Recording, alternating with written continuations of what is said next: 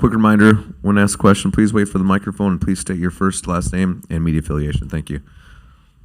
I like it better. Once our fellows here are settled, we can open up the floor to questions. No, I love the coaches here. He just said, Any takers? I swear. Anyway. Coaches, he just Right here, in the middle. pretty young, bro.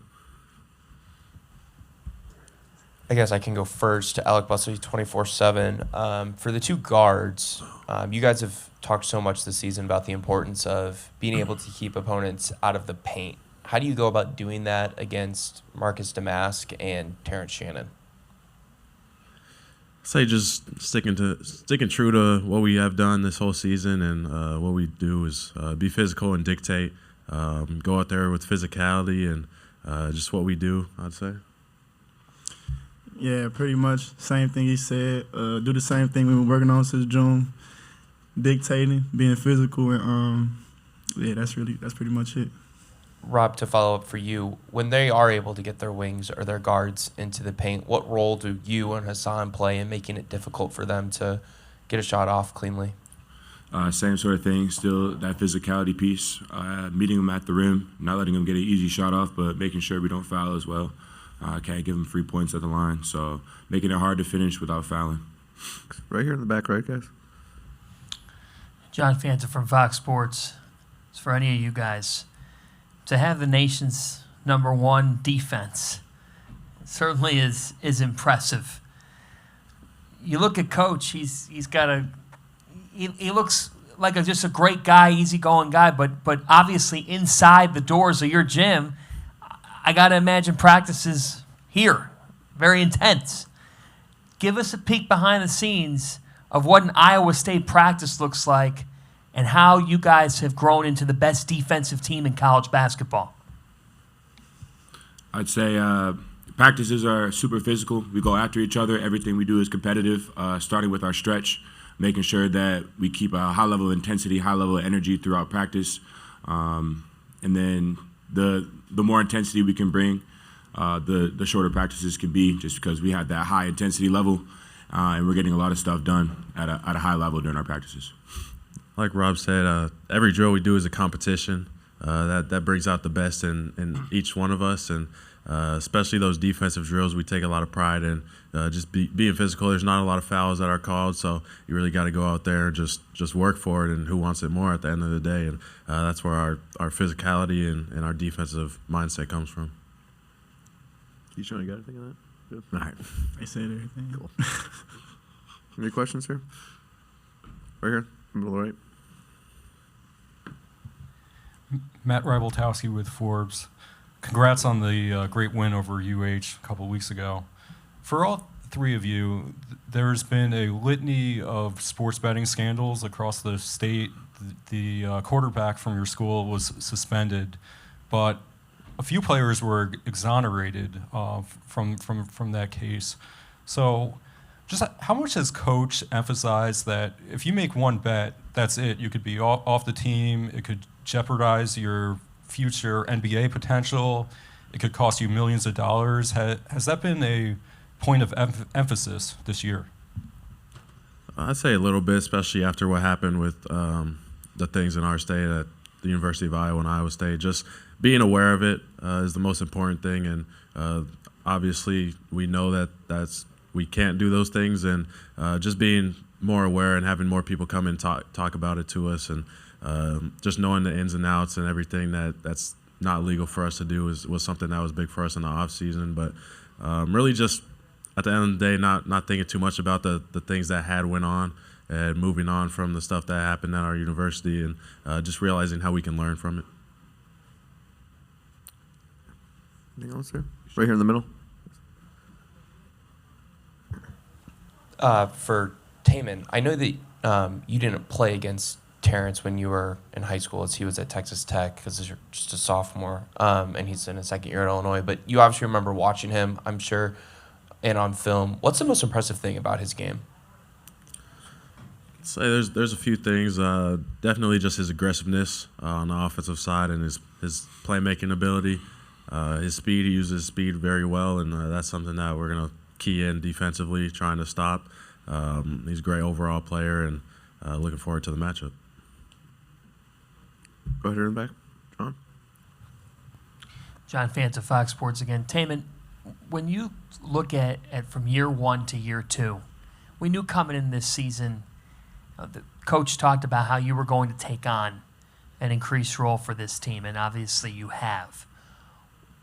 What was that process like, and looking back on it, and what's the reward here of knowing that you were going to get the keys to the car and that you've been able to drive it here to the Sweet 16? Yeah, there was a lot of talk going into the off season just about what they wanted to get out of me going into my sophomore year, and just knowing that the trust that the coaches, especially TJ, had, and the trust that he was putting in me to be one of those leaders for this team was big for me. So just taking that next step, being a leader was something that was big, and my work ethic is something that I take pride in, and just going out there and just trying to do the best I can do and lead by example, I would say. And the team that we have this year has put in so much work, and it's been so easy to be a leader of this team because all those guys just put in the same amount of work as me, and we enjoyed this ride together. So just to follow up on that, all you guys are talking about how great Otz is. Do you have a favorite TJ story? They're all scared of him. Are you guys scared of him? No. You guys were. More of a respect thing.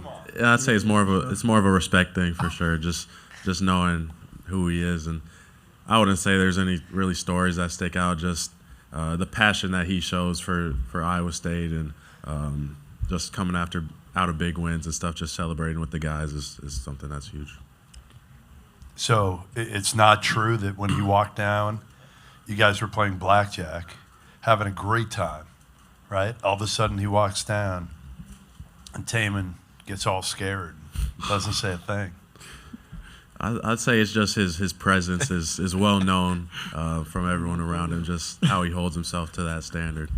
Hey, when you were recruited out of high school, Tyrese had just left, and I think a lot of people thought the program might take a step back because he transferred to Texas. How much of a chip in the shoulder was it for you coming in and kind of showing people in the way you do, which is really quietly, that, hey, you know what, like I can be as good as him, if not better? Yeah, definitely just having that chip on my shoulder coming in. A lot of people's thoughts were I was going to be back up to him, and obviously things worked out the way they worked out, and I was able to step in and take that starting role. But just the work ethic and that chip on my shoulder that I've kind of been underlooked is just something that I hold on to, and just go out there and do what I can do. Take one here in the middle. For either of the two guards, you guys obviously just played against one of the biggest teams in the country in Washington State. You now match up against another team that's top 10 in the country in average height. Do you feel like having experience against a team that's so tall and long, like Washington State so recently, can give you such an advantage against Illinois? I say yeah, because we kind of know what to expect. They kind of guard the same way as Washington State.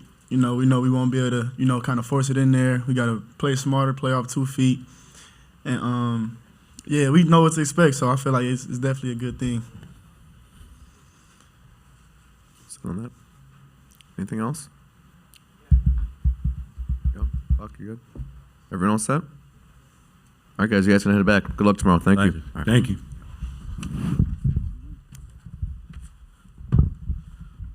About 3, 4, 5 minutes here, we'll be joined by head coach TJ Otzelberger.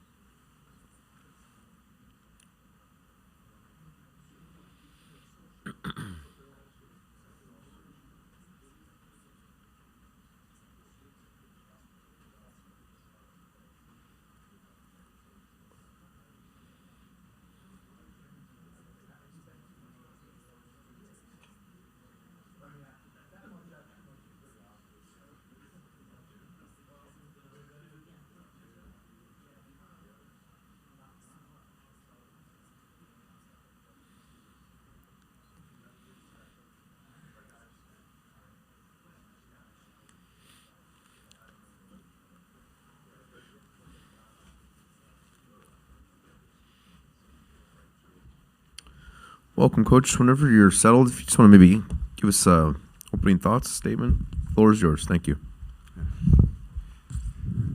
Great to see everybody today. Truly is an honor to be here. Extremely proud of the young men in our program for the continued hard work and how they represent our university every single day.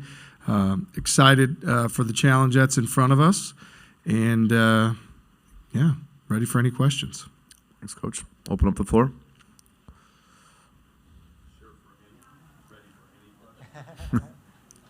I get to decline. Yes. Yeah. Yes, you do. Yep. Any that don't come from you. John, right here in the back. DJ, John Fanta from Fox Sports. We were talking with Taman, and he spoke about the conversations with you, the build-up from year one to year two. How would you speak to this kid's character and the way that he's grown into this role as being a leader for this program, and what stood out to you the most about that evolution?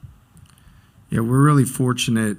When Taman came into our program, so often with freshmen, they have so many things to learn in terms of leadership. And Taman, because of his upbringing, because of his family foundation, so many great people in Ames, he has so many natural leadership characteristics that he brought in with him as a freshman. And so we benefited from those so much in that first season. And then as you look into year two, and the things I really valued is when the season ended, I think Taman took it really personal. His ability to shoot the basketball is something that some would have had in question. And the work that he put in the gym and the time that he invested, the pride, you can see it now in the games. Just he's done the hard work, but there's also such a thing as like your spirit and finding a way to just will shots in like he does based on your character and your hard work. And so he really committed to that. He knew that he'd have to be more vocal, and I challenge him, to this day about we want your personality to come out more. We don't want you to change. We want you to be the best version of yourself. But it'd be great if your teammates get to know more of that because you take advantage of more of those opportunities, and that's something that we've continued to challenge him with. And I'd say that the final piece is it's a big difference when you're going from somebody who's a freshman and some other guys are towards the top of the scouting report every single night, and you're one of the guys. It's a big step when you're going to be the guy or at the top of that. And knowing the responsibility that goes along with that on a daily basis, can't have a bad day, can't have a tough practice, can't have emotional reaction, outburst, can't, you've got to be solution oriented and always be driven to solve your problems immediately. And he's done such a great job of that. There's nobody that could be a better leader in terms of character, dependability, and work ethic on a daily basis than what Taman Lipsey does for our program. Right here in the middle, Coach. Hi, Coach. Alec Bussey, 24/7. How much of an impact do you think your defensive glass could play on the outcome of tomorrow night's game? Our defensive, yeah, I mean, look, there's so many elements that happen in the game. We're certainly a program that takes pride in what we call our daily habits, the things that we do every single day. And rebounding is a big part of that. As we start practice or we do our workouts, our guys know how important it is. They know what the standards are. They know what the demands are. And they know the impact it has, not just on the success, but the overall, the mentality of the game. There's so many mentality, challenges that are going on throughout the course of a basketball game, and rebounding is one of those things that, the team that usually benefits there is the more aggressive team. And so for us, we recognize the strength in our opponent and how great they are going to the offensive boards. They go with force. They're one of the top teams in the country. They've got multiple guys. They've got great size, length, athleticism. And so we recognize that strength of theirs. And yet we feel like on a daily basis, the things that we do prepare us for these type of opportunities, and we're confident in that plan. Coach, back right here. Kevin Sweeney, SI. You talked about Taman's leadership and the example he sets. I know Coach Hurley was in here earlier talking about guys who are drama-free. I'm curious, in this day and age with all the stuff that goes on, with the portal and the pre-portal and tampering. Like, how valuable has it been for your program to have a leader like that who seems to be at least pretty drama-free? Yeah, he doesn't get caught up in a whole lot of nonsense. He keeps his focus on what matters, what's important, being what he can do and who he can be. I don't know a whole lot about like social media and all those things and what guys do in their free time, but if you're to see Taman on a daily basis, you see a focused guy, you see a guy who has great maturity, mental makeup, just stays in that space, in that zone every single day. Coach front lefter. TJ Anacostable from the Chicago Sun-Times. This defense that you guys boast, was the willingness from your guys always there to buy into that end of the floor and the culture you guys are developing defensively? We try to be very intentional and mindful in the recruiting process to look at young people that understand to develop, to play at your best, to be the best team you can be, that defending and showing unity on that side of the basketball is extremely important. Yet, everybody can talk about it. It takes the daily commitment every single day to guard the basketball, close out, block out, all these things that are so important to being good defensively. And we've been fortunate. Our guys have developed a sense of pride in doing that. I really felt like earlier in the season, our first home conference game, we played a really good Houston team, as good as, maybe as good as any team in the country. And when you get a win like that, and it was, it was in the 50s, so, you want to score more, you want to have more prolific offensive output. What happens is they say, well, this can be really good for us if we buy in and continue to buy in and stay the course defensively, end up winning the game 57-53. But you feel so great in that locker room after that, all those sacrifices, all that hard work, all that unity, all that time, you beat the number 2 ranked team in the country. I truly believe that gave our guys a greater sense of purpose and confidence. It's one thing to say buy-in, but they also need that validation that says the hard work is paying off, and that was a big night for us. Coach, all the way to the left here. Hey, Trevor Haas, Boston Globe. Just some thoughts on Hassan's evolution as a player and his maturity, and obviously come back from an injury. He's really hit a stride late in the season. Hassan, at the conclusion of last season, we had very direct communication, and he had said to me that he wanted more. He wanted to earn more. He wanted to develop more. He wanted to take those steps. And I remember looking at him and saying, well, how hard are you going to work for it? What changes, what choices are you going to make on a daily basis so that those things happen? Because it's your choice to do those things. And you see what he did in the weight room and the weight that he's gained, his confidence in terms of finishing, facilitating offense, and then defensively, he's all over the place, extremely disruptive, ball screen defense, post defense, on the glass, rim protection. So Hassan has given us a whole added dimension, especially here late in the season. You've seen over the last couple weeks the threat that he poses as a lob threat at the rim, going to get, a basketball up at 12 feet, which not many guys can get to. The speed he plays with, the mental focus that he's brought to the table, and he's really elevated our team. Any other questions out? Right here to the right, Coach. Matt Rybaltowski with Forbes. TJ, you may have dealt with this at UNLV with being in the backyard of the world's largest sports books, but in light of what happened at Temple, how much is being done to mitigate the risk of point shaving throughout the sport? Well, I think, from our vantage point, we try to educate the young men in our program and utilize the resources that we have available, to make sure that they're mindful, that they know, what decisions need to be made, what the conduct and the standards are at all times, and we do everything we can. Our administration does a tremendous job bringing in people from the outside and trying to educate them. So we'll continue just like we do in all aspects for the young men in our program. We want to put them in position to be successful. We hold it as a high priority to do the right thing, and so for us, we will continue to keep our focus there. Anything else out there? If you'll bear with me, Coach, I'm going to try and take a question here from Zoom. Let me unmute you. Paul from USA Today, if you're able to speak, if you're still with us, you can go ahead. Go ahead. Hey, TJ. I actually want to ask you about your fashion sense. Hopefully you don't decline this question. Can you tell me when and why you decided to go with polos and what the purpose of that was? And if you ever hear anything from fans or people behind the bench who say, hey, what size is your shirt, Coach, or anything of that regard? There you go, Goodman. You got the kind of question you wanted, right? I'd say this. It's always interesting to me in coaching that I'm a guy that believes a lot in discipline, regimen, accountability, daily habits.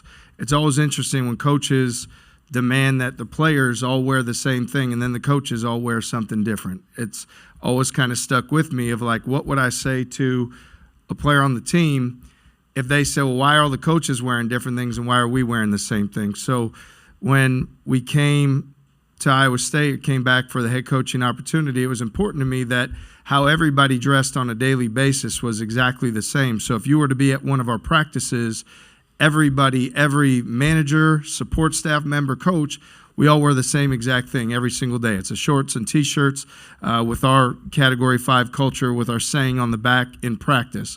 And I'd say the same thing makes sense to me in a game setting of why wouldn't we all want to look, our team and our coaching staff is in unity. And one way that we can show that is, through how we dress, through what we wear, and that we're all on the same page and we're all connected. And so for us, we've taken a lot of pride in everybody doing that. Now, if you specifically mean the size of my polo shirt, if that's really what we're getting at here, and you didn't really care a whole lot about the culture piece, I'd say to you, we started at a bigger size. Now, when you have my frame and you're built more like a wrestler than a basketball coach, it can become challenging because I have short arms. So if you wear this size polo, the arms are long and hanging down past your elbows. If you wear this polo, it looks smaller. So it gives me a greater sense of self-discipline each day that I've got to fit into the one that our good friend Jeff Goodman would call a schmedium, that I wear that size and opt for that. It helps me stay as disciplined and accountable as I need to be to our program wearing that shirt. Any follow-up to that, Jeff? If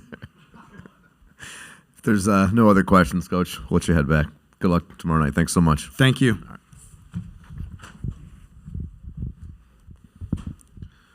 Just a quick reminder.